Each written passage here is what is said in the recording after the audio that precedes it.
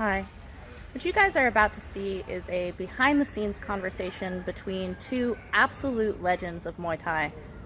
Wichanoi Porntawi and Disonoi Chor Tanasukarn. So, Wichanoi was the hero of the Silver Age, and he is ranked as #1 on many lists of the top 5 greatest fighters of all time, as given by some of the greatest fighters of all time, legends and ex-fighters from the Golden Age. Wichanoi is a hero to so many Thais as they were coming up, and who became great Yod Muay themselves, and he fought for an incredibly long time. Disonoi, who's 58 years old, said that Wichanoi was already a champion when Disonoi was born, and then Disonoi ended up fighting him when he was like 17, 18 years old. They fought 3 times, Wichanoi won twice, and Disonoi was able to beat him in their final and third bout. This was actually meant to be a Muay Thai library session for my patrons, getting the techniques from Wichanoi himself.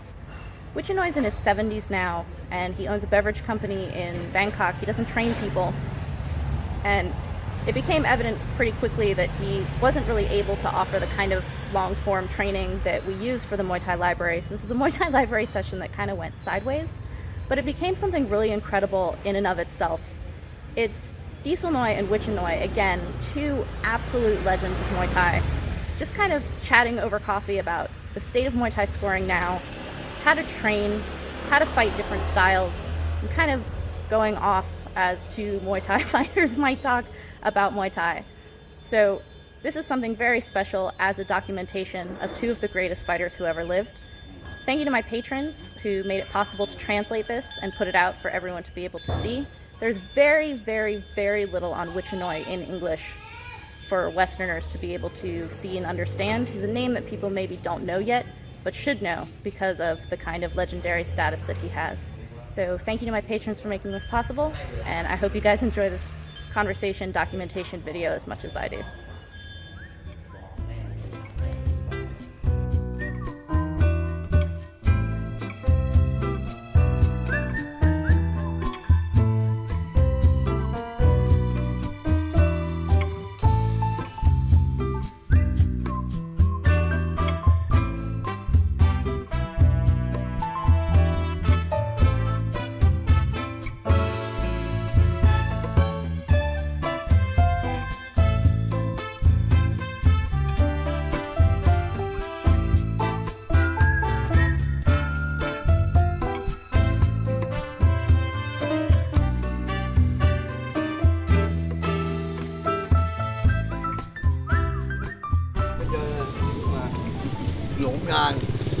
หลงทางไม่รู้ไปนี่ครับ This is his, he has a beverage company. Wow.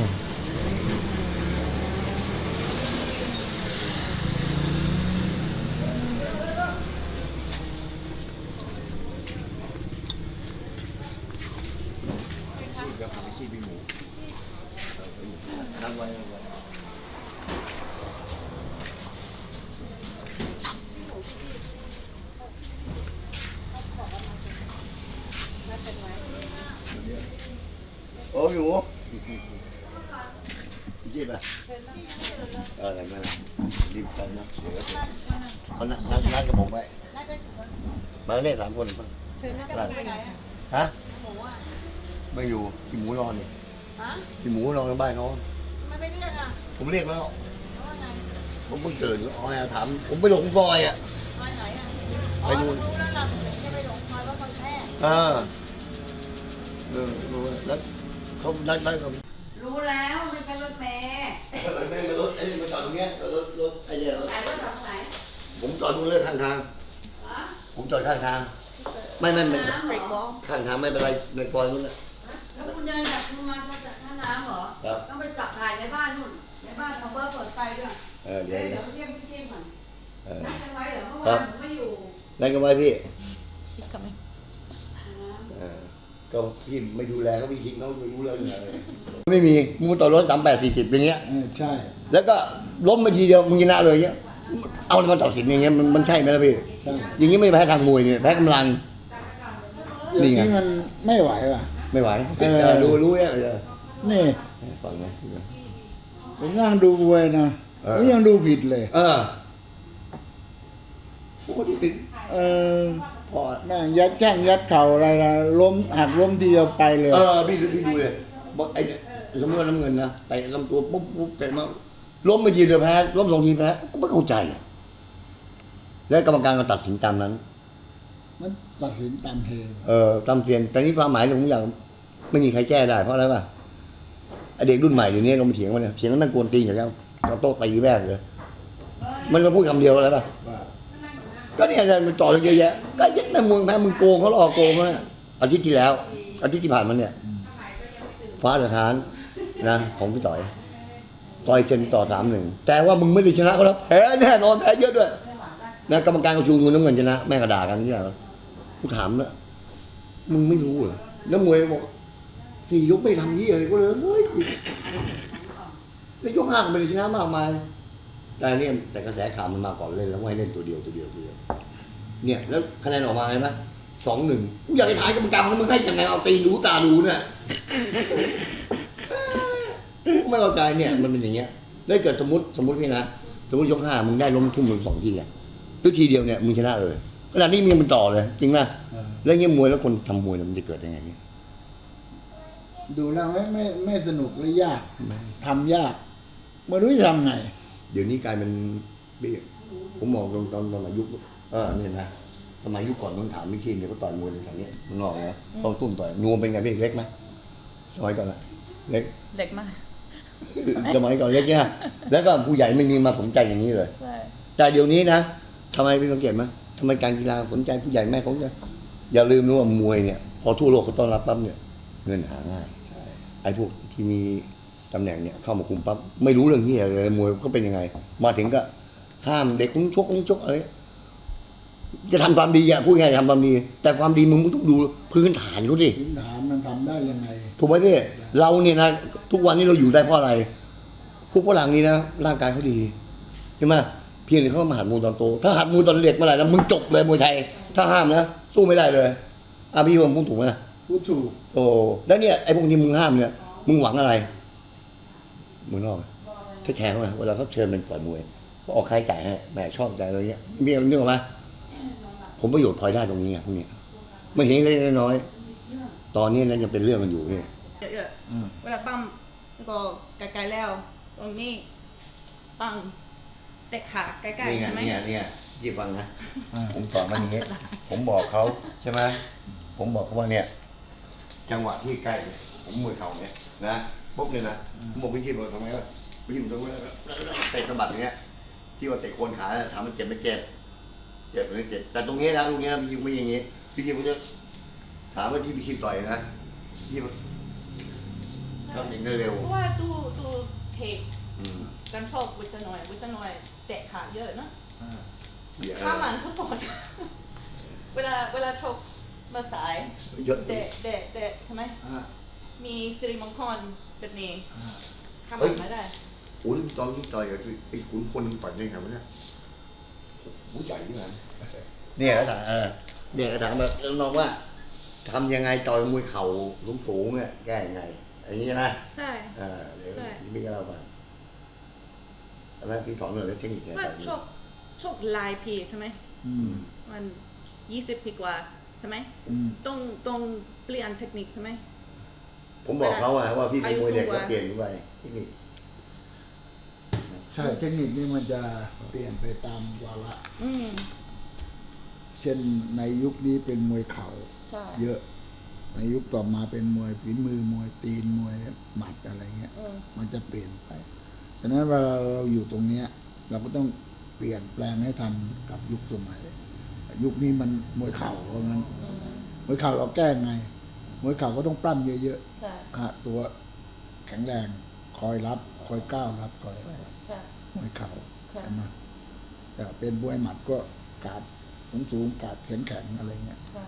มวยตีนก็มียกบังมีถีบมีอะไรอย่างเงี้ย ใช่ มันก็จะเป็นสเต็ปไปอย่างเงี้ย ชอบอะไรดีที่สุด ชอบอะไร บางวันเมื่อแต่ ชอบที่เมื่อชกมวยเข่าชก ตอนชอบต่อยมวยแบบไหนเหรอ เองชอบเอง ถ้ารู้สึกดีมัดรู้สึกดีแต่ชอบอะไร มือกันคำถามตัวครับพี่ชีพเหรอ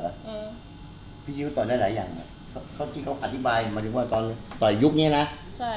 นิยมมวยหมัดพี่ชิวก็จะมาต่อยมาฝึกหมัด ใช่ ถ้ายุคต่อไปนี่นะนิยมมวยเตะพี่ชิวก็จะมาฝึก ใช่ เตะ กอง เออ แรงๆใช่ไหม แต่ตัวเขาเองถนัดอะไรใช่ไหม ค่ะ หมัดชุด มัดถุด เนี่ยกับเนี่ยอันนี้คืออันดับใช่ไหมพี่นะหมัดชุดเขาเนี่ยคือลูกเก่งประจำตัวเลยหมัดชุด แต่การที่ชกกับมวยเนี่ยนะถามว่าทำไมถึงต่อยได้นานแล้วชกได้นานเนี่ยเขาศึกษาผู้ต่อสู้อะก็ศึกษาสภาพแวดล้อมว่ายุคเนี้ยมันเป็นยุคที่แฟนมวยชอบอะไร เวลาชกมวยแล้วก็เด็กขาเยอะๆนี่ไม่ให้คะแนนใช่ไหมนี่เสียรุปอย่างเดียว คือคะแนนเนี่ยเขาก็จะอาจจะให้เป็นผลรวมของเรื่องของรูปมวยลักษณะมวย ใช่ ใช่ไหมฮะอย่างเช่นเราเตะขา มีอาการไหม เป็นการตัดอาวุธคู่สู้เตะเก่งแต่เราเขี่ยขาเราเตะขาคู่สู้ไม่ได้ ใช่ เตะเราไม่ได้ จังหวะไม่ได้ จังหวะเราไม่ได้นี่ก็เป็นความได้เปรียบของเรากรรมการก็จะดูเนี่ย อ๋อ ออกอาวุธไม่ได้เลยอะไรแบบเนี้ย ค่ะ ก็จะมอง ค่ะ เรียกว่ามวยเข่าก็ต้องเข้าในฟัดเหวี่ยง อืม จับคอ อืม ทีนี้ถ้าในกรณีจับคอไม่ได้ก็มาจับคอเราเอามือสอดข้างในแขนไปค้ำคอแล้วมือนอกขวางเนี่ยเวลายกเข่ามาแล้วก็ผลักก็กระเด็นออกไปมันเป็นวิธีการแก้ที่ถูกต้องนะ ใช่ แล้วมวยเข่าเนี่ยกว่าจะเข้าถึงตัวเราเนี่ยเขาจะต้องผ่านอาวุธของเรา เช่นตีบเตะหมัดกว่าจะมาถึงตัวเรา ค่ะ ถ้าถึงตัวเราแล้วเขาตีไม่ได้อะไรเกิดขึ้นใช่ไหมข้างนอกก็เสียข้างในก็ไม่ได้ก็จบ ค่ะ อะไรอย่างเงี้ย เออ มันก็จะเป็นแนวหลักๆทั่วไป ค่ะ อย่างมวยตีนเรามีดึงสายตาไวๆสายตาดี ดึงยกบังถีบสกัด แล้วก็คอยโต้ตอบคอยฉกชิงเอา อืม มันก็จะเป็นลักษณะการต่อสู้ที่ได้เปรียบ ค่ะ ดังนั้นเวลาเราเจอมวยเนี่ย ตัวเรามีอะไรไม่ใช่มันไปต่อยซ้ำไม่งั้นเราก็ต้องดูคู่ต่อสู้ด้วยว่า เราจะแก้เขายังไง ค่ะ แล้วเวลาซ้อมเนี่ยเราก็จะมาเน้นการแก้ไขยังไงแล้วเข้าโจมตียังไง ค่ะ เนี่ยอย่างนี้จะเป็นหลัก อืมอืมก็ถ้าชกหมัดหนักเหมือนกันถ้าสิริมงคลน็อกได้ใช่ไหมแล้วก็ถ้าหมัดกับหมัด อ่า เด็กขาที่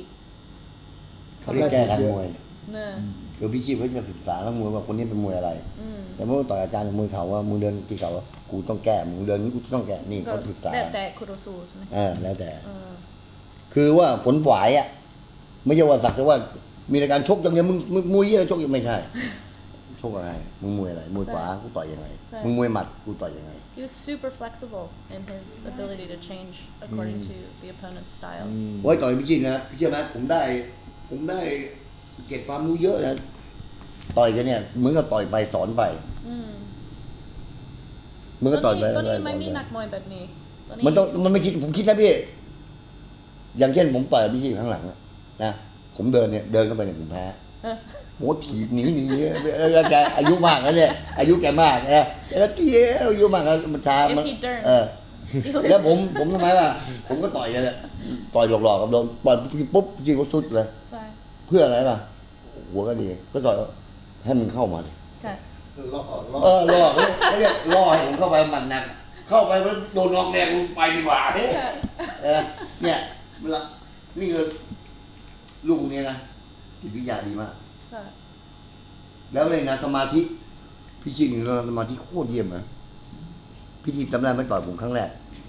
ที่รามเลยเนี่ยมันที่ไหนมันหมดเลย สนุกมาก สนุกมากสนุกผมต่อยพี่ทีสนุกครั้งนั้นแหละ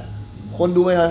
ยก5พี่ทีกับหูเงี้ยผมไม่ได้เข้านะยืนเงี้ยยืนลิโดทีแล้วยืนเงี้ยแค่ผมมองพี่เลี้ยงเงี้ยนะเฮ้ยเอาไงวะเนี่ยโอ้โหพี่ทีมาปุ๊บเป้งเนี่ยแหละคำวันนั้นเนี่ยนะพี่รู้ไหมผมได้อะไรมา ได้คำหนึ่งสมาธิการต่อยมวยต้องอยู่บนเวทีการตัดสินใจต้องตัวเราเอง2เหตุการณ์เฉพาะหน้านะที่คนเขาบอกกันนะประสบการณ์ ผมไม่เข้าใจคำว่าประสบการณ์ ผมเข้าใจว่าประสบการณ์หมายถึงว่าต่อยมาเยอะแล้ว แต่ไม่รู้อะไร วันนั้นผมรู้ทันทีเลยผมรู้ทันทีว่าอ๋อนี่ประสบการณ์เลยเนี่ยสมาธิ แล้วอีกอย่างหนึ่งนะจิตใจเนี่ยพี่ชีพถามพี่เวลาตอนบนเวทีเนี่ยพี่เคยคำนึงถึงใครไหมข้างล่าง ได้ ฟังนะฟังเอาบอกถามเลยเข้าใจประมาณนะ อืม พี่ชีพต้อยถามนะอาจารย์ถามนะต่อยมวยบนเวทีเนี่ย เคยนึกถึงใครข้างล่างเวทีไหมชีพบอกไม่ อืม คู่ต่อสู้อย่างเดียว อืม เข้ามุมมาค่อยฟังพี่เพียง เหรอ นี่ฟังเนี่ยถามมาดูเลย นี่อาจารย์ถามให้เองว่าบนเวทีเนี่ยเขาไม่สนใจอ่ะเขาสนใจมึงสมาธิเขาอยู่มึงจะทำอะไรกูจะแก้ไขยังไง อืม ไม่ตายยันใครนะ ไม่สนใจจะเข้ามาในคนฟังพี่เลี้ยงอีกเรื่องหนึ่ง นี่ไง ใช่ นี่ไง ใช่แล้วก็สมัยก่อนไม่มีไฮไลท์ไม่มีทีวี แล้วก็ต้องไปดูมวยเองใช่ไหม แล้วก็ตายยินพี่เลี้ยงทำอะไรเรียนตลอดใช่ไหมก็ถ้าไปดูมวยชอบดูแบบไหน ชอบมวยแบบไหนพี่ ชอบมวยแบบไหน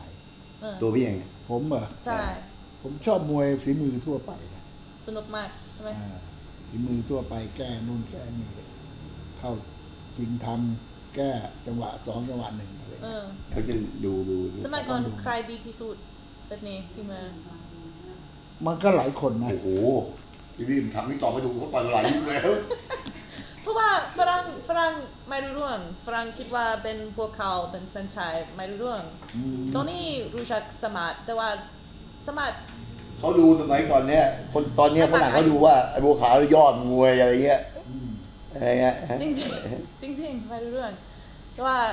เมื่อก่อนเวลาตรงไปดูไม่มีทีวี ทุกคนไม่รู้แล้วก็ต้องอ่านหนังสือพิมพ์ใช่ไหมก็ไปดูฟิล์มดีที่สุดทุกคนสนุกใช่ไหมแล้วก็เวลาดูมวยตรงกับค่ายมวยฝึกเองใช่ไหม แล้วเนี่ยพี่ He likes watching female fighters พี่ต้องถามพี่ชีพด้วยว่าบัวขาวเก่งมันทำด้วยอยากรู้ใช่ไหมถามดูแล้วเขาก็จะตอบมานี่มาถึงถามได้เลย บัวขาวก็ได้ฝีมือจังหวะ เออ แต่ถ้าจะให้ว่าศรัทธาจากคนดูเนี่ยน้อย ใช่ ไม่มีอะไรดุดันไม่มีอะไรไปตีประดับตา ว่าชกกับคนไทยไม่ได้นะ เข้าไปญี่ปุ่นโอเค K1 ได้ค่ะ ได้ ก็ตอนนี้แซนชัยดีมากเก่งมาก แต่ว่าชกคนไม่เก่ง คนไม่เป็นแล้วก็ แสนชัยชกมวยเอาเปรียบคนดู เออ ไม่มีอาวุธหนักหรือดุดันจะให้เป็นศิลปะ ใช่ อะไรไม่มี มีเตะแตะหลบหลีกอะไรเงี้ย ใช่ ดูแล้วง่วงนอนไม่มีอาวุธนั่นอยู่ ใช่ แต่ถามว่าชั้นเชิงหรือฝีมืออ ม ในการชกเนี่ย เก่ง อืม เป็นมวยวงนอกที่แปลวๆมาก ใช่ ดี ฝีมือดี คิดว่าตอนนี้ให้คะแนนไม่เหมือนกันใช่ไหม ไม่เหมือน ไม่เหมือนแล้วก็สมัยก่อนเวลาให้คะแนนฝีมือทำอะไรก็โหลดเล่นอย่างเดียวใช่ไหม เขาจะดูว่าอาวุธมีลูกหนักไหม ใช่ เข้าจุดไหม ค่ะ และการแก้ไขการต่อยบวยบนเวทีเนี่ย เออ การลุกรับการแก้ไขเนี่ย ค่ะ ใครดีใครได้ สวย ก็ งาม จะมอง หนักหน่วงเข้าเป้าไหม ว่าไหนอ่ะ ไหนก่อนเนี่ย เออ เดี๋ยวนี้ไม่ต้องแข็งแรงมันตั้งเป็นแข็งแรงล้มอยู่บนใช้ได้แข็งแรง He said that before when they gave points it was way แล้ว more เดี๋ยวนี้ about นะ the พี่ effectiveness of strikes than it เตือน is ทีนะ now. แบบสมมติว่าเดือนเนี่ยไอ้นั่นต่อ3-1นะมึงตกแค่นี้นะไปข้ามทุ่งเลย เลย โอ้โถผมถามกรรมการมาไงบ้างครับอาจารย์ครับ ผมถามเลยหน่อยนะลูกเตือนเนี่ยมันมีผลรุนแรงนะบอกโอ้ต้อยก็รู้นี่ต่อยมวยเขาบอกนะเขาบอกต้อยก็รู้นี่ต่อยมวย ผมเลยบอกว่าอาจารย์ สมมุติว่าแดงเป็นต่อ5หรือ3-1นะอาจารย์นะแล้วน้ำเงินเนี่ยแล้วต่อยกันเนี่ยไอ้แดงเนี่ยมันทำผิดกติกาจะจับเชือกหรืออะไรเงี้ยนะแต่กรรมการแยกว่าห้ามแค่ชี้นิ้วเตือนอย่าจับเชือกให้นี่เองจาก3-1นี่นะกลับมาเสมอนั่นเลย3-1เนี่ยต่อยมวยนี่นะต้องออกอาวุธเข้าเป้า ใช่ ถูกไหมพี่แล้วนี่มึงจับเยอะอย่างนี้นะแล้วเป็นอย่างนั้นทุกคู่เลยอาจารย์บอกต่อไปได้ไง แล้วกูเห็นทุกคู่เลยเป็นอย่างนั้นทุกคู่เลยแม่งเดินหนีไปเลยอยู่รู้ไหมผมคิดเองนะไอ้ตัวเนี้ยไอ้ตัวที่เตือนเนี่ยเรื่องอะไรเนี่ยซื้อแง่กับเพนใหญ่ถ้ากูเตือนปั๊บมึงต่อมันไม่ได้ไงพอมึงเตือนปั๊บเนี่ยนะไอ้เพนใหญ่ก็ต่อเก็บละชนะยากแล้ว นี่ไง ราคาขึ้นไปครับ แต่นี้เอาจริงๆนะนี่นะถ้ามึงตัดจริงๆนะไม่เกี่ยวถ้ามึงตัดก็ตัดเขาไปเลยถูกไหมนี่มันเนี่ยวงการมวยมันเหี้ยอย่างเงี้ยเขาเรียกลูกหาแดกของกรรมการผมพูดอย่างนี้เลย He says referees aren't good anymore either. จะมันจริงไหมผมพูดเลย ลูกนี้จริงๆเป็นลูกเสียหายของสังคมมวยนะ โอ้โห แล้วมันทำให้การต่อสู้หรือสังคมมวยเนี่ยไม่ก้าวหน้าไม่มีศรัทธาหน้าดูอย่างสมัยเรานี่เชิดชิงกันที่หายนะ โอ้โหแม่ไม่มีสมอยปีก็ว่าไม่มีสมอยไปยังไม่มีเดี๋ยวนี้นะพี่แม่เฮ้ยไปดูเลยเตะมาเนี่ยถ้าทีมแม่ทีมนี้ ถ้าทีมส่วนมากมันคนสมัยก่อนนะทีมไปจับเขาจับมานี่นะพอทีมป้อนเนี่ยจับมันจะอึ๊กนะเดี๋ยวนี้เราโดนไม่ได้นะทีมโดนจับไม่ได้เลยนะผมไม่ นี่มาจากฝรั่งสไตล์ฝรั่ง5 นาทีพักทำไม ผมทำไมมาผมเป็นกรรมการแล้วพอทีมบอกมันฟ้องไปชกไม่เกี่ยวกันไม่ผิดกามึงไม่รู้กูนับเลยเดี๋ยวนี้แค่นี้แล้วทำไมชีพแบบชีพโดนตีกลับมาถามดิโตเยี่ยวไปเรื่อยแต่เขาไม่อยู่ได้เขาโดนดี He used to teach the gun. ไม่จีบเลยพี่ชีพโดนนี้เลยโดนนี้เลย He would need the โดน gun ก่อนไม่ห้ามนะถามพี่ชีพโดนไหม before you were allowed to. ถ้าโดนแบบสมัยก่อนเป็นพี่ชีพโดนนะผมพูดให้ฟังน้ำมวยสมัยนี้นะใจแม่งหมาแม่งกิ้งหลายตัวเลย ไม่เจ็บเข่าเองไหม ไม่จับไม่เจ็บหรอกกระจับนี่มันนี่ครับ จับ นี่ เหล็ก นี่กระจับเป็นเหล็กเวลาโดนปุ๊บนี่มันแทกอย่างนั้น อ๋อ ริม แล้วสมัยก่อนจะโดนโอ้สมัยนี้นะไม่ต้องโดนนะ ใช่ กระชากโอ้ยแล้วสมัยก่อนไม่โดนโอ้โหน้ำตาพี่ชีโดนใครดีว่าเยี่ยวเลือดโดนเลยไง หลายคน หลายคนเลย ส่วนมากเรามันจะโดน เพราะว่าเราเป็นมวยนี่ป่ะมวยหมัดมวยอะไรนะก็จะแทงแก้เป็นหลัก ในแข่งขันลงเหรอไอเชียร์ มวย นี่ หมัด เก่ง ใช่ไหมมวยหมัดแก้มวยหมัดก็มือย าว ครับมือยาวครับไม่ได้นะคือแก้มวยหมัด ใช่ ตาดีๆพอขยับก็ปึ๊บมียัดมีกันมี ใช่ พอผ่านมาก็จับล็อก ใช่ จบ แกมวยซบเหมือนกันยาวสมัยก่อนมีนักมวยไทยไปมวยสากลง่ายๆทำได้ ตัวนี้ไม่มีแล้ว หมายถึงไงนะ มีหลายคน อ่า เริ่มมวยไทย อ่า แต่ว่าไปเป็นแชมป์โลกมวยสากล อ๋อ ไม่ต้องทำอะไร แล้วก็ไปสกัดชกครั้งที่ 3 แล้วก็แชมป์โลกไม่ได้แต่ว่าทำได้ ตอนนี้ไม่มี จริงๆแล้วเนี่ยเขาทำไมล่ะนี่ไอ้คำถามวันนี้คนไทยเนี่ยส่วนมากแล้วเนี่ยเขาจะไม่หัดมวยสากลเลยมีชาติชายคนเดียวนะเนี่ย มีชาติ เขา ชา ถาม ย คนเดี ใช่ ยว ใช่ใช่ ที่หัดมวยไทยอย่างเดียวไอ้สากลอย่างเดียว ก็มีชาติชาย คนหนึ่ง โขนมี มีโขนอ่ะ อ่ามั มันน้อยอ่ะมันน้อยคนที่มันน้อยที่หัดสากลอย่างเดียวนะมันน้อยคนไทยนะ ส่วนมาก มีเยอะ ยุคหลังเนี่ยจะไปจากมวยไทย เออ เอาความ มีสมรักมีแซมสันอิสไซ อ่า สิริวังคอนมวยสากลมีเยอะนะเออ ก็ไปจากมวยไทย ใช่ แต่ต่างไป3 ครั้งไม่น่าจริงผมน่าจริงนะมันทำให้หนูใช้ได้พี่แล้วไปต่อยแช ฉั ม น ป์โล ไม่ ก แพ้ ไหนมันอะไรโอ้กลับ นอกเยอะ 3 ครั้งมันต่อยแชมป์เป็นแชมป์โลกนี่มันธรรมดานะ ใช่ แล้วรุ่นนั้นมันโอ้โหรุ่นใหญ่เลยนะผมว่าเธอนี้แม่งยังไหวอ่ะแม่งยับอย่างกับม้าถีบเนี่ยแกตาบอดทั้งตัวมันเลยแกตาบอดทั้งตัวมันเลยนะแล้วแกไม่เคยหลบนะไปตรงบังเอิญพี่ดูเลยแม่งหมัดซ้ายไม่ได้เขาเสียแชมป์โลก แล้วมีเทียมบุญมาติดต่อผมต่อยตอนนั้นผมต่อย130 วันพี่แจบ145ที่กูไม่เรียกมันไม่ให้ต่อย145เนี่ยนะ500,000 140เนี่ย450,000เทียมบุญแม่งกลับบ้านเลย ก็สมัยก่อนจัดอย่างนี้ได้ไงเขาเรียกแบบไม่ชกอ่ะ ตอนเมื่อสูงว่าแก้ขาเขาระยะการยืน แก้ยังไงเขาใช้ตัดจังหวะเตะขาบ้างถีบบ้างอะไรเงี้ยสำคัญ จะได้เตะไม่ได้ พังดันไม่ได้ต้อง อ่า แก้ใจ ฮะถ้าจะต่อยก็ต้องมีลูกนำก่อน มีลูกนำมีทีบมีเตะตาจะเข้าไปต่อย เออ ทีนี้ถ้าอยู่ๆเราก้าวเข้าไปต่อยเนี่ยมวยยางอับ เตะถีบต่อยไม่ได้ อืม ก็ต้องมีลูกนำไปก่อน ค่ะ มีลูกนำมีลูกหลอกมีอะไร แล้วถามพี่เขาว่าอาจารย์ต่อยมวยเนี่ยอาจารย์นำยังไงก่อนเราถามเขาเลยถามว่าวิธีการต่อยวิธีต่อยมวยสูงเนี่ยนะต่อยมวยเข่านะวิธีก็นำก่อนเขาบอกนำเนี่ยอาจารย์มีลูกอะไรครับวิธีบอกอะไรกัน ทีม ก็จะมีถีบมีหมัดยับมีเนี่ย ค่ะ โดยเฉพาะฮุก โอ้นั่น อ่า เพราะว่าครูสุดเดินใช่ไหม อ่า ก็คุกกัน ผู้สู้กระไม้ไหมเราฮุก แล้วก็เหวี่ยงตัวไป ก็ไปคนละทางกลับไม่ได้ เยอะเนี่ยลูกเยอะเนี่ยเนี่ยอาจารย์เนี่ยแล้วก็ก้าวขาแทงเต็มที่เลย เออ แกก็ก้าวกันอาจารย์ก็บอกว่าอาจารย์ไม่ตกใจ วิธีเขาไม่ตกใจเขาบอกไม่ตกใจมึงก้าวมาเนี่ยเขาก้าวตามเลยเขาก้าวเขียงเลยก้าวเพราะพออาจารย์ก้าวพอก้าวเขียงปั๊บแทงปั๊บเนี่ยเขาออกข้างเลย ใช่ ครับ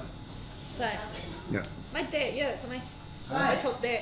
มันเขาเด็กครับ กินโค้กอะไรโค้กก็มีน้ำตาลไม่มี ถ้าไม่มี ไม่มีนะ เอาโค้กนี่โค้ก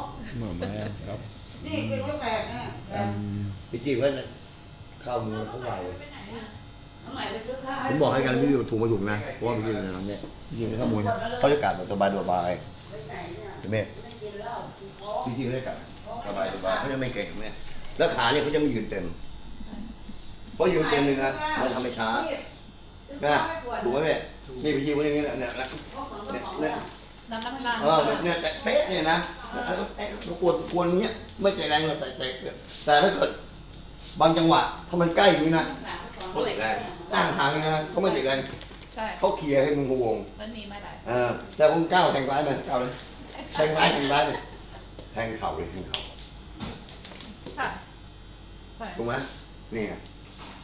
เขาจะไม่ตกใจ ใช่ เขาจะไม่ทำพร้อมก้าวเขาก้าวออกข้าง ใช่ ดูเองลูกเด็กแล้วหมัดจะตัดเป็นชุด ใช่แล้วก็ถ้ามือซ้ายใกล้กว่า ข้างในมีน้ำด้วยวะ อะไรไหม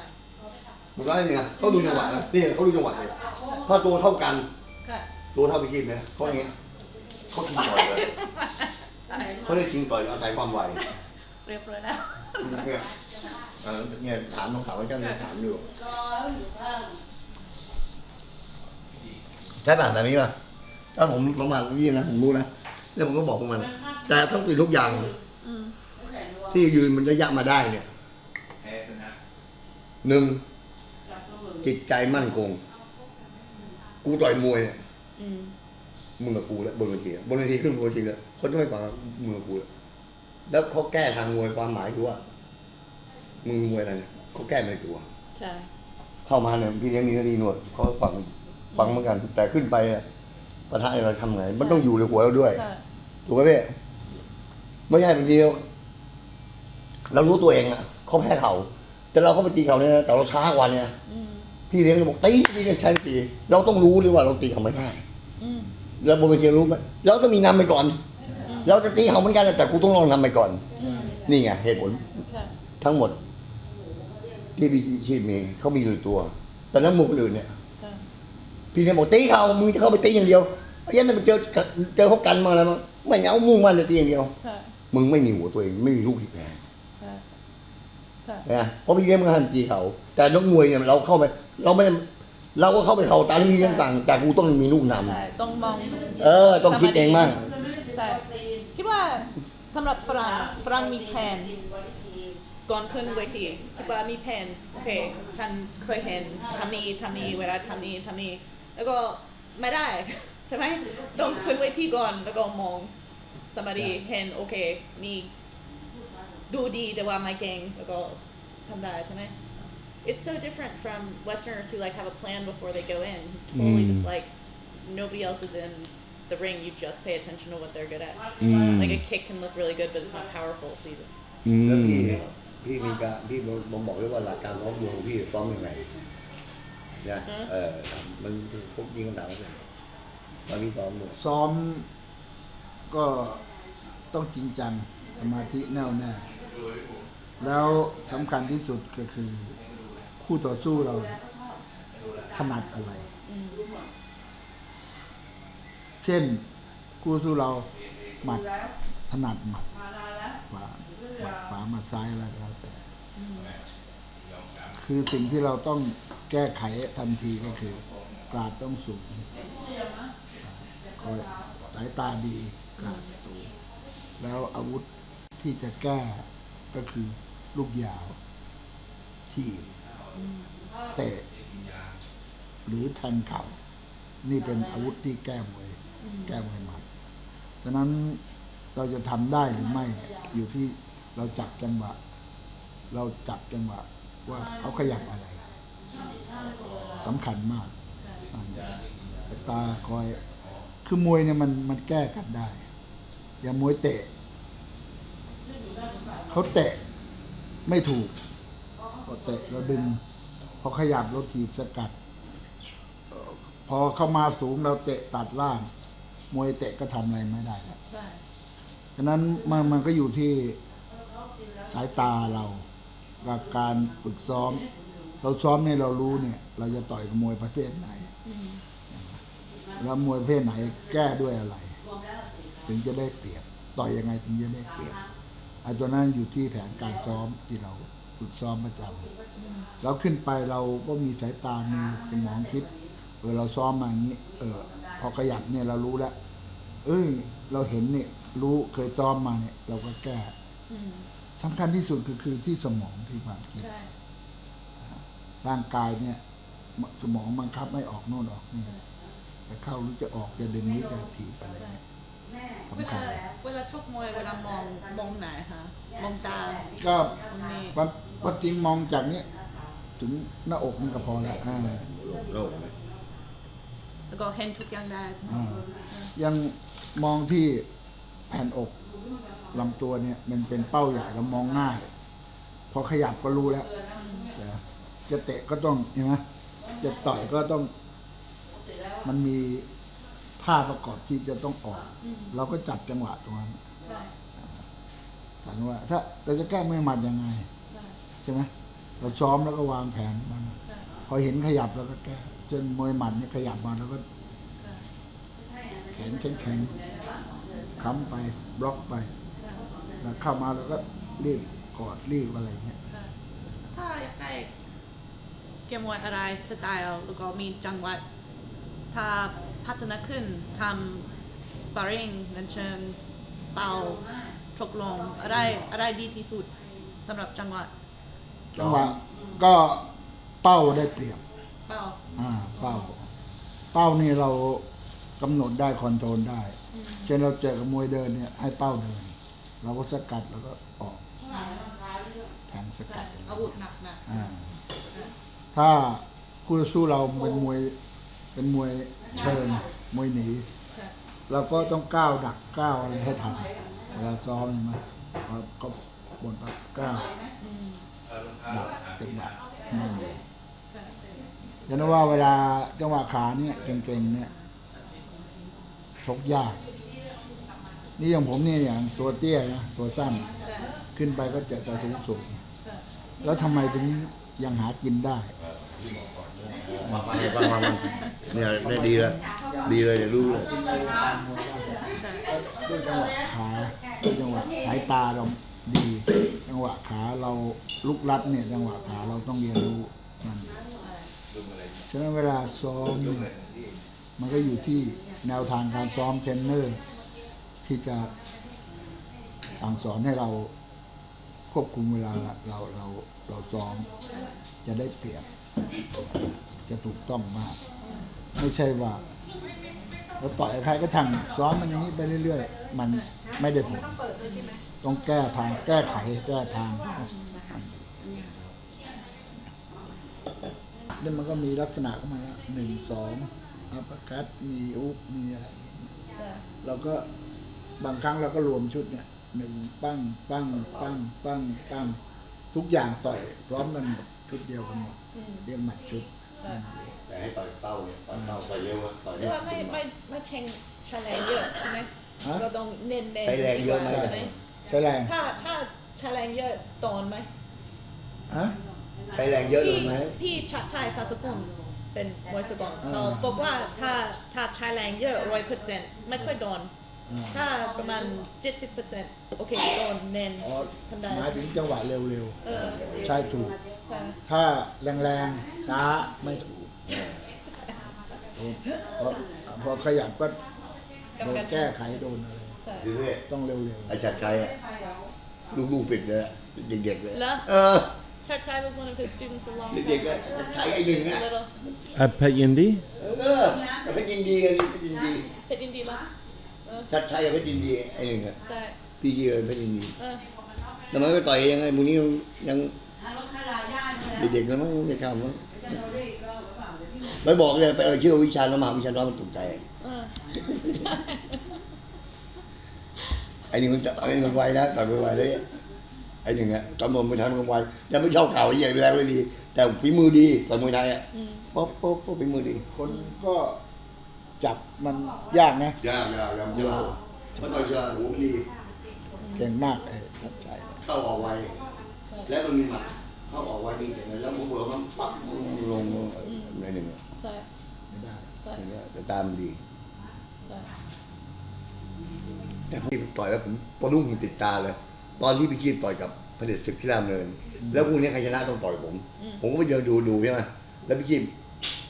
ครั้งก่อนแพ้มั้งที่ว่ามันสมบูรณ์แพ้มาครั้งเนี้ยแล้วมาแก้มือใหม่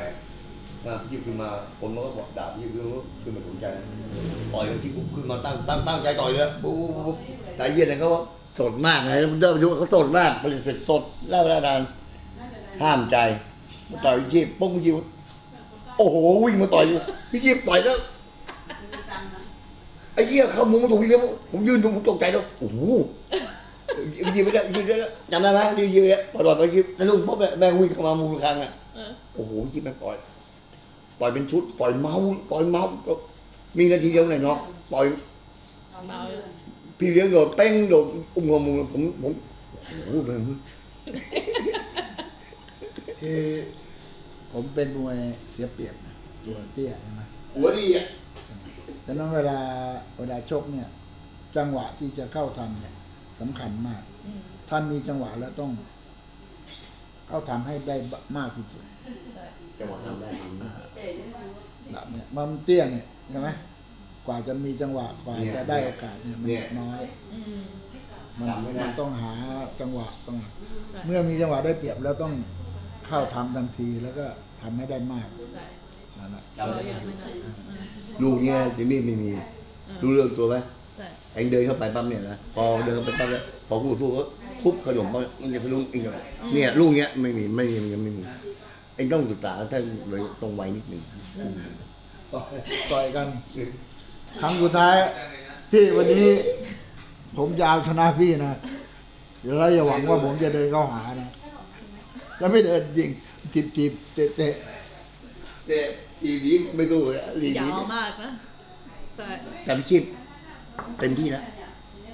พี่ชิดแพ้ผมก็แพ้เรื่อยเลยผมรู้แล้วเต็มที่คือพี่ชิดตั้งมันไม่เคยแพ้ใครนะพอแพ้ผมทีเดียวก็ต่อยกันแพ้ตลอดเพราะอะไรป่ะอายุกันมากแล้วแกพี่ชิดออกผมเห็นหมดเลยนะผมรู้เลยว่า ผมรู้ทันทีแล้วไม่ไหวแล้วมียุคผู้ต่อยมวยมานานแล้วตอนนั้นก็บอกก่อนจะเลิกมวยถามหน่อยผมไม่รู้ว่า มันเจ็บป่ะพี่มันซ้อมมันไม่ มันไม่ได้อย่างใจ ใช่ไหม ออกไม่ทัน ไม่ได้อย่างใจ ก่อนจะเลิกมวยเขาบอกว่าออกจากวิ่งซ้อมมวยมันไม่ได้แบบตอนหนุ่มเขาจอบปุ๊บอย่างนี้มัน อืม ไม่ได้อย่างใจ ช่วง ฟังเนี่ย มันทันจังหวะ มัน คิดอะไรทำได้หมด อร่อย จังหวะลุกจับเลยเราเป็นก็จะสังเกตว่าผมนี่เป็นมวยที่หาโอกาสได้เยอะ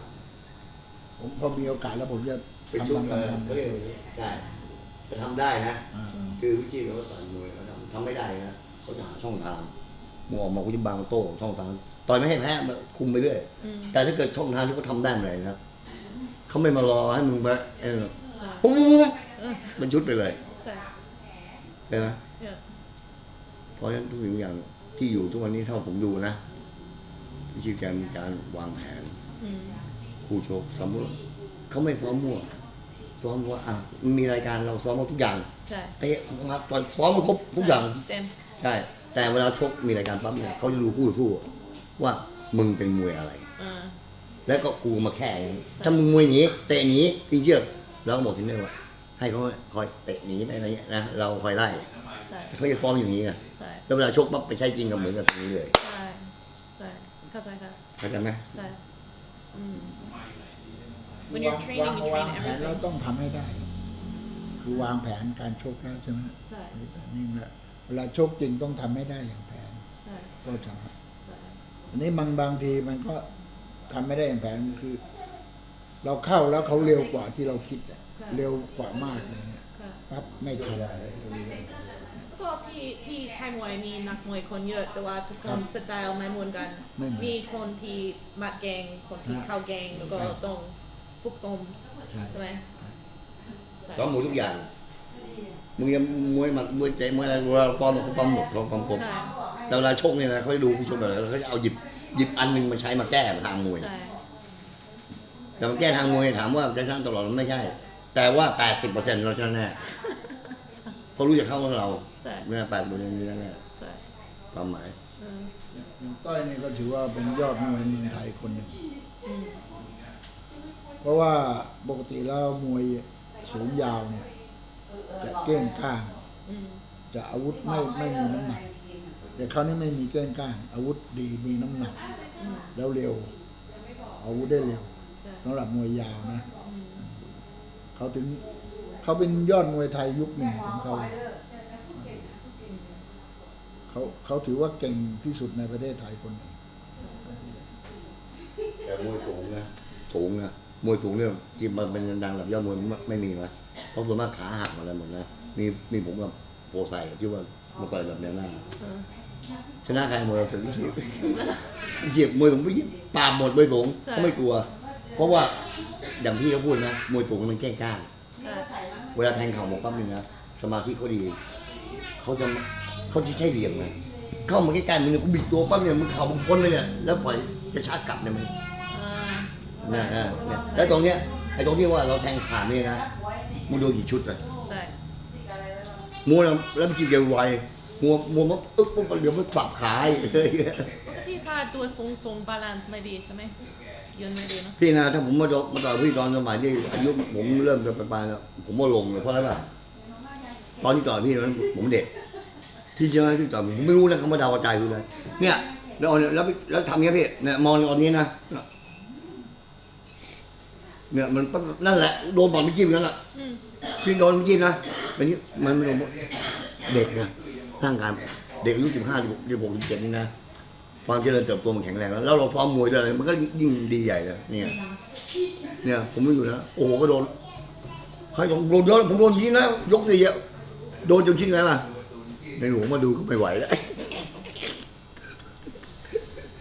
เต้งเลยเดินเข้าบุญระฆังแล้วงง The bell went. เนี่ยที่พี่ต่อยนี่งั้นแล้วเนี่ยเหมือนเราเขาเรียกอะไรนะดาวกระจายเออ แต่ถ้าต้อยไม่เข้าผมก็จะไม่เดินเหมือนต่อยกับคนทั่วไปนะเพราะว่ารู้ว่า ถ้าเข้าไปซีซัวเจ็บ โดนแทงโดนอะไร พี่ฟังนะ อืม ครั้งแรกเรามองเราแบบพี่นะผมมองผมกลัวเลยผมไม่พร้อมพี่ผมอยู่ฝั่งนันฟ้อมจริง แต่ว่าผมไปตอนเช้าไปวิ่งนอนโรงลิเกอะตอนคืนเช่ารถเที่ยวกับเสกสรรนะเสกสรรชาตรีแพ้แม่งหมดทุกคนเลยไม่เจอนะผมว่าต่อยเยอะแต่มาต่อยเจ็ดปั๊บเนี่ยออกมารู้กันนะเพราะอะไรอะพี่ผมคิดว่าแม่งเอ้ยแต่สนุกมากตอนครั้งแรกสนุกมากนะ บอกแม่งซ้อมมาพูดได้ตอนนั้นเพราะตอนนั้นผมหมดแล้วด้วยปลูกประสบการณ์มันหมดเพราะซ้อมมาพูดได้ครั้งที่สองพี่ผมซ้อมโคตรดีเลยเล่นตัวเองมา10,000ด้วยแพ้ขาดเละเลยแล้วต่อยยังไงรู้ป่ะพี่ชีพฉลาดไปทุกทีเนี่ยผมรู้ว่าพี่ชีพมั่นใจเดี๋ยวขู่เจ้าเดินมาบวกผมไงพี่ชีพเดินเข้ามาคุมเขาคุมปกติเขาเรียกคุมผมก็ใช้เองสั้นขายาวนะครั้งที่สองยังไงนะโอ้ทีเตะพี่ชีพไปลองผมแล้วสองยกไปลองผมคนแม่งโหไงมี3 ยกบ้าง3 ยกไปลองผมแล้วคนโห อืม ไม่สนุกเพราะมวยจะต่อยสนุกเนี่ยนะผมต้องเดินผมได้เปรียบผมต้องเดินเข้าไปพี่ยิบต้านมาถึงจะสนุกแลกกันเนี่ยอันนี้มันต่อยแบบมีสั้นขายาวมันไม่สนุกคนโหผมเข้าผมนี่ไงว่า3 นาทีไว้แม่งพวกเดียวเป็นรอ โอ้โหเข้าไปแม่งแทบน็อกเลยเละเลยเนี่ย ผมโดนก็โอ้โหวันนั้นผมโคตรเจ็บเลยมึนไปหมดแล้วแกออกเร็วแกออกเนี่ยบอกข้ามลูกเนี่ยแทงไม่โดนเลยเนี่ยชี้แทงไปแล้วแล้วมวยต่อยกันเนี่ยแทงไม่โดนแทงผมแทงไส้แตกทำไมวะมันมาค้ำหัวพี่แล้วมึงเกี่ยมาค้ำกูเนี่ยมึงวัดระยะเข่ากูเลยนะ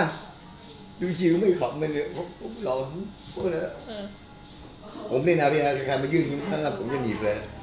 ผมถือระยะเข่าผมเลยจริงๆเงี้ยป๊อปแล้วหลอกทางเนี่ยหลอกไม่ใช่ผิดแทงลม เขาไม่ถึงนะแล้วก็ แทงไปแล้วจริงๆแล้วพวกนั้นเนี่ยมันต่อยมันค้ำมันการต่อยแทงได้แต่ไม่ใช่เป็นอย่างนี้นะเนี่ยผมต้องปั๊บเนี่ยเขาเลี้ยวไงแล้วเนี่ยมาแล้ว นี่ก็พลิกหลบวิถีอาวุธ เรียม แล้วมวยเข่าเนี่ยเดินเข้ามาเนี่ยมันพลิกง่ายพลิกง่าย ไม่ตกใจนะ มันเห็นหมดไม่ตกใจก้าวมาแล้วก็รู้แล้วก้าวมาวิถีอาวุธจะออกอะไร สมาธิดีไม่ตกใจ ใช่ ไม่เป็นไร ใช่ไม่ใช่ ถ้าใครตกใจมึงนะเสร็จกูแทงเสร็จทุกคน ใช่ จริงๆก็ไม่ตกใจยืนสบายๆมึงมาเนี่ยมึงมากูมึงครับเขาไม่ได้ก้าวหนีด้วยนะ ต่อยได้ต่อยก็หมูไหมไม่ แกกลับมาจากนู่นนะตอนแค่วางมือเลยผมก็เต็มที่แล้วแกก็สู้ไปให้ต่อยเซ็นไหนก่อนแล้วแกไม่ไหวแล้วผมไม่ทันพวกพี่แล้วโอ้ยผมต้องชิมต่อยนานชิบหายตรงนั้นผมดูสมัยพี่ชายผมขายทานนะผมเห็นพี่ต่อยโดยก่อนลุงไอเดลิงอะแล้วเดลิงเดินสนามสมัยก่อนนะแล้วหรือเล่นนักบาท50น้อยก่อน ก็ผมไม่ดูคนต่อยตอนโอ้ โอ้จะมีจริงเลยยังไม่ ตัวยาวแต่เขาโอเคนะเขาออกอาวุธไม่เก่งก้านนะออกอาวุธเนียนได้เอาไว้เด็กไม่เก่ง เวลาชกอายุน้อยใช่ไหม ฮะ อาจารย์อายุน้อยเวลาชกกัน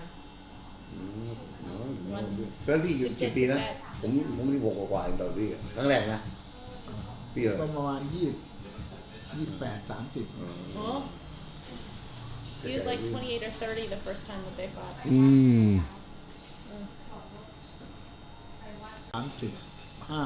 35ชกกี่ครั้ง ก็ประมาณ200 กว่าครั้ง 200 กว่าพี่200 กว่าเหรอ He retired at 35 โอ้200 กว่าพี่รู้ว่ามันชกกี่ครั้งกี่ครั้ง 250 250 กว่า ไม่เหมือน เดี๋ยวนี้ ไม่เหมือนกันอาจารย์เป็นหยุดมวย โอ้ไม่กันสมัยก่อนนะแต่เมื่อก่อนสนุกกว่านี้นะตุ้มต่อยนนทบุรีนี่นะสมัยก่อนเดิมทีนี่ยอดมวยที่นี่นะ ใช่ เวทีเล็กๆเนี่ยมวยอะไรยอดไอ้อันก็ต่อยที่นนท์แล้วมันนะ ใช่ เก่งไอ้บางรี่ว่าแล้วพี่มาเลยนะแต่ผมพูดว่าที่นี่ก็มีเวทีมี ใช่ พี่อ้วนตายง่ายอย่างนี้พี่อ้วน So that is a behind the scenes, never before seen documentation of 58-year-old Diesel Noy and 71-year-old Wichinoy having a conversation at his beverage company in Bangkok. If you would like to support documentation projects like this, you can do so as a patron. Link is in the description below, and while you're there, you can see the Muay Thai library, which has more than 94 hours of long-form instruction with the greatest legends, crews, and fighters of Thailand, preserving the Muay of Thailand for all eternity, and documentary projects like this, including interviews and watching fights with legends themselves. So check out the link in the description below, check out the library, check out all the things there are to see on Patreon, and thank you guys very much.